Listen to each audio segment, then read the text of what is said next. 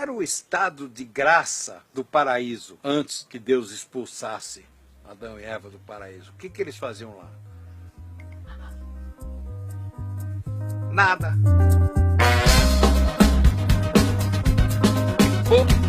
Porra é essa? Porque tem uma coisa que me intriga muito, que são os processos da evolução versus os processos das revoluções. E eu acabei chegando à conclusão que a evolução é muito mais interessante e muito mais perene, muito mais definitiva que as revoluções. As revoluções são frágeis e a evolução é definitiva. E nesse sentido, o grande barato da evolução é o processo de uma nova consciência planetária. Porra é essa da consciência e o que seria uma consciência coletiva? Nesse processo, eu tenho uma observação pessoal há muito tempo que existe uma evolução nas crianças. As crianças que estão nascendo nesses últimos 10 anos, talvez 20, eu tenho chamado de mutantes. As crianças que conseguem fazer ligações entre coisas que normalmente não têm ligação, não conseguem se interessar por aulas que vão explicar coisas que não têm interesse nenhum para eles. Olha só esse moleque aqui. Ele está numa pista de skate, pararam lá para entrevistar ele. O moleque tem o quê? 8 anos? 9 anos esse moleque tem? Olha a lucidez e o absurdo raciocínio desse moleque. A redução da maioridade penal e culpabiliza o jovem por tudo que ele faz, pelo crime que ele comete, e além disso também tira a responsabilidade do Estado de cuidar dele. A consequência da falta de arte, cultura e educação, leva ele para a consequência que é o crime e essas coisas. E aí prender, no caso, seria agir diante da consequência, não da causa. Como é que um moleque fala uma coisa dessas, com essa lucidez, com esse raciocínio, com essa construção verbal fantástica? Ele é mutante. Olha outro moleque mutante aqui. Um menino de 9 anos fazendo uma colocação filosófica sobre a vida na Terra. O que é a vida, o que é a realidade, o que é fora da realidade. We are on Earth and the Earth is just one planet in the galaxy. The ant doesn't know that there's more than the patio here.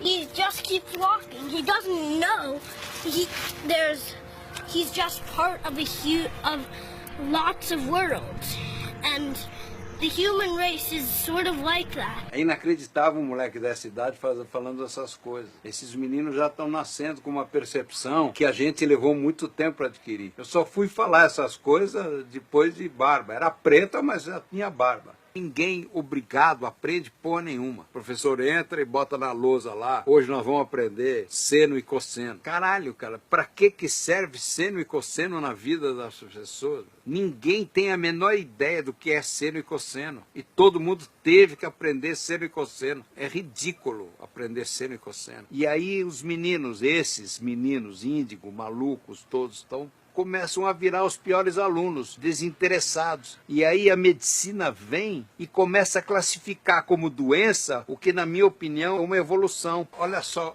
a maluquice que eu estava falando ali. Esse Manual Diagnóstico e Estatístico de Transtornos Mentais da Associação Psiquiátrica Americana. Tem 1000 páginas. 1000 páginas esse manual. O índice é uma loucura. Transtorno de neurodesenvolvimento. 50 páginas de transtorno, déficit de atenção, são mais 30 páginas, depois com prejuízo da leitura, com prejuízo da expressão escrita, com prejuízo da matemática, tudo isso não tem nada a ver com o professor, nem com a circunstância, tem a ver com ser doença. O cara vai mal na hora de matemática, o idiota do pai leva o filho num médico, porque ele não tem, o médico encaixa ele aqui e dá-lhe Ritalina, e dá-lhe remédio. Tudo isso daqui é a indústria médica para vender remédio, para botar remédio para cima das pessoas. É uma doideira, cara, são 1000 páginas, 1000 páginas. Se a gente somar esses transtornos todos e eliminar esses transtornos todos da vida de todo mundo, nós vamos ter amebas. A vida como ela é saber lidar com as complexidades e as maluquices da nossa mente, da realidade social, da realidade cultural, das diferenças que existem entre as pessoas. Isso é a saúde. A diversidade é a busca da felicidade, a integração do meio ambiente saudável, da alimentação saudável, da informação saudável. Tudo isso somado é o que o poder público devia estar fazendo quando ele pensa na saúde das pessoas. Integrado com a questão da educação, integrado com a questão da alimentação. Aí você tem a indústria da carne, o açúcar do jeito que ele é, o salgadinho, a invasão do sódio, a invasão da doença através do agronegócio. Carne em excesso é uma das coisas que mais enfraquece o ser humano como um todo, além de ser o maior causador de poluição atmosférica que existe, que é o peido da porra da vaca e do carneiro, e o consumo de água absurdo que é. E essa corrupção da carne que chegou pra gente na forma de JBS para cima do Temer, que antes de chamar o Joesley de bandido, foi para a Europa convencer os russos que a nossa carne era muito boa. Depois o JBS, que é um bandido igual ao Temer, foi lá, gravou ele, aí o Temer começou a chamar ele de bandido. Mas a bandidagem da carne, ela é muito mais louca. A bandidagem da carne é na carne em si. E tá ligado, rodeio, bicho maltratado. É uma loucura. Quando a gente fala de saúde, a gente tem que começar a falar da coisa inteira e do papel que a política tem de restabelecer essa possibilidade saudável para todo mundo. Uma das maluquices do século XX foi em torno das religiões. Muita gente nem sabe que os evangélicos é uma ramificação dos protestantes. E os protestantes foi um movimento que se construiu contra a Igreja Católica, que vendia o reino dos céus. A Igreja Católica, você podia ir lá dar um dinheiro e recebia a garantia que você ia para o reino dos céus. A única coisa que eles exigiam é que na hora de morrer você se arrependesse e vinha com diploma. A Igreja Protestante era para botar uma certa ordem na igreja, parar com essa mercantilização de Deus. Só que deu ruim. Hoje os evangélicos fazem exatamente o que os católicos faziam há uns tempos atrás. Você tem que doar em dólar, você está nos Estados Unidos. Deus te abençoe, filha. Muito obrigado, tá? Que é vender da forma mais nojenta o reino dos céus para as pessoas que estão perdidas aí, estão sem saber qual é o rumo que elas tomam na vida e vão para a igreja com garantias de que doando dinheiro para a igreja e doando coisas para a igreja, elas vão ter sua vida resolvida. Isso é um absurdo, gerou um fundamentalismo completamente idiota na mão de pessoas que estão exploradores da inocência das pessoas. Essa turma construiu as bancadas no Congresso, bancada do boi, da Bíblia e da bala. Toda essa mazela, essa corrupção, essa sacanagem em cima dessas totais inadequações das mazelas à estupidez do século XX, sem que a gente consiga trazer o que de fato está avançando de um jeito fantástico, que são as saídas dessas mazelas todas, que é o equilíbrio ecológico do planeta com o equilíbrio da felicidade interna bruta da população. Aliás, tem uma coisa incrível sobre preguiça. Qual era o estado de graça do paraíso antes que Deus expulsasse Adão e Eva do paraíso? O que eles faziam lá? Nada. Curtiam a vida, estavam numa boa. O paraíso era o lugar onde a preguiça era o estado natural, o estado de graça. Toma sol, curte a vida, transa, cresce e multiplica, sexo, tudo tranquilo, todo mundo pelado, sem problema nenhum. Aí Deus vai e castiga todo mundo, manda todo mundo trabalhar e a preguiça vira pecado. Esse negócio da preguiça virar pecado é um absurdo, porque as grandes sacadas são frutos do ócio, não ter nada para fazer. De repente, o estalo. Tem várias historinhas de preguiça.